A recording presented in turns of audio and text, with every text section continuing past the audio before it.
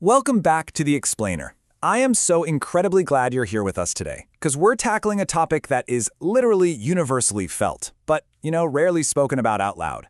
Have you ever spent an entire weekend doing absolutely nothing? Like maybe just resting on the couch, binging a few shows, only to wake up on Monday morning feeling like you just ran a mental marathon? It's such a heavy, confusing feeling. Today, we're going to visually map out exactly why that happens. Okay, let's dive into this. Because this specific brand of exhaustion is something so many of us experience, and honestly, we carry a lot of guilt over it, right? You go to a simple family dinner, or maybe you just finish a completely regular, uneventful shift at work, and you come home completely, utterly bone-tired.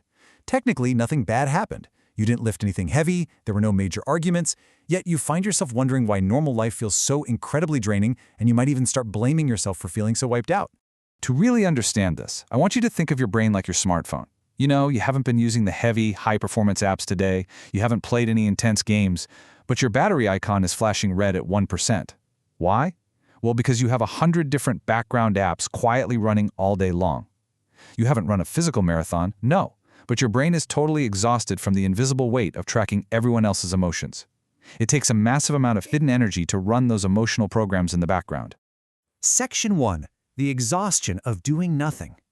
If that deep, unexplainable fatigue sounds familiar to you, I need you to hear this loud and clear. You aren't lazy, and you aren't broken. This hidden exhaustion, it comes from constant emotional adaptation. It's a heavy fatigue that has absolutely nothing to do with personal failure. It is simply the byproduct of a nervous system that is working overtime to navigate the social dynamics around you. So what are those background apps actually doing? Well, it's invisible emotional labor. You walk into a room and you are instantly reading it. You're anticipating everyone's needs before they even have a chance to open their mouths. You're subtly and often unconsciously shifting your own personality just to ensure everything goes smoothly and everyone stays happy. No wonder you're exhausted. Section 2. Your radar for pain. Now, what's really interesting about this is the clinical term for what we're discussing, hypervigilance. In psychology, we recognize that for many of us, this wasn't a flaw at all. It was a brilliant, life-saving adaptation. If you grew up in a home where moods were kind of unpredictable, your developing brain learned to create an extreme sensitivity to others. You literally built a radar for pain so you could navigate your environment safely. If you're an anime fan, it's exactly like Tanjiro from Demon Slayer, who can literally smell the emotions of others before a storm hits. As a kid, you learn to notice the absolute slightest quiver in a parent's voice, or, a subtle shift in a sibling's posture before the metaphorical storm hit. You figured out very quickly that if you could manage yourself perfectly, if you could instantly become the calm one, the funny one, or the helpful one, you could keep yourself and everyone else safe. So the absolutely crucial point here is understanding the contrast happening in your life right now. That hypersensitive radar, it saved you as a kid. It was brilliant. But as an adult, carrying that radar everywhere you go is like wearing a heavy medieval suit of armor while taking a stroll in a peaceful park. It's heavy, it's completely unnecessary for your current environment, and it is draining all of your energy.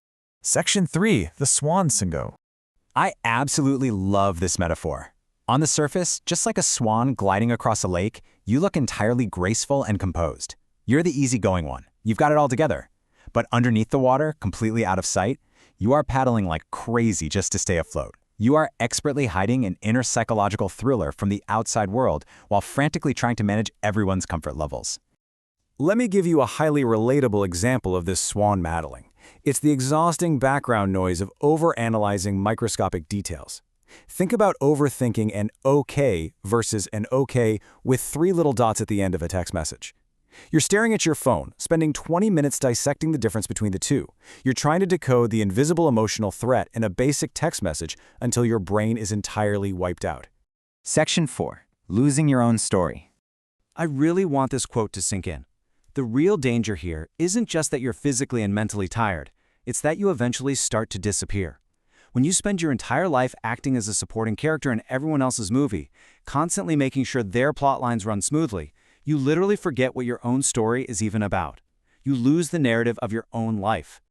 You get so incredibly used to giving people the version of you that is easy to love or, easy to manage, that you might reach a point where you don't even know what you actually want anymore. Actually, scratch that. It's more like you've spent so long pouring your energy into adapting for others that your own desires, your own boundaries and needs have just vanished from your own radar entirely. Section 5. Putting down the armor. Let's move to and see how this builds into something we can actually change. The core of the solution lies right here. You don't need to build an emotional wall. You need to build an emotional firewall. An emotional wall is a trauma response. It shuts down completely and isolates you from everyone. But an emotional firewall? That lets you healthily and actively filter what emotional information actually reaches your heart. You get to decide what data gets in. It's a real game changer. To build that firewall, the research points us to 3 tangible steps you can start utilizing today. Step 1, practice good enough. Step 2, check your body first before you spiral into overanalysis. And step 3, commit to one honest moment every single day. These can be entirely low stakes too. Practicing good enough means intentionally doing something imperfect, like leaving a single dish in the sink tonight, or intentionally sending a text with a typo, just to teach your nervous system that imperfection is safe. When exhaustion hits, check your body first. Ask yourself, am I hungry? Is my jaw clenched? Sometimes the fastest relief isn't a deep therapy session. It's just a glass of cold water.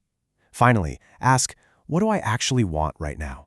Healing happens in these small moments of choosing to stay a little more you.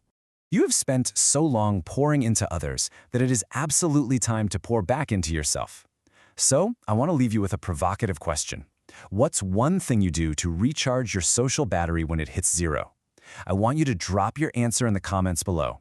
Your strategy, your story, it might be the exact anchor someone else needs to read today to help them pull off their heavy armor.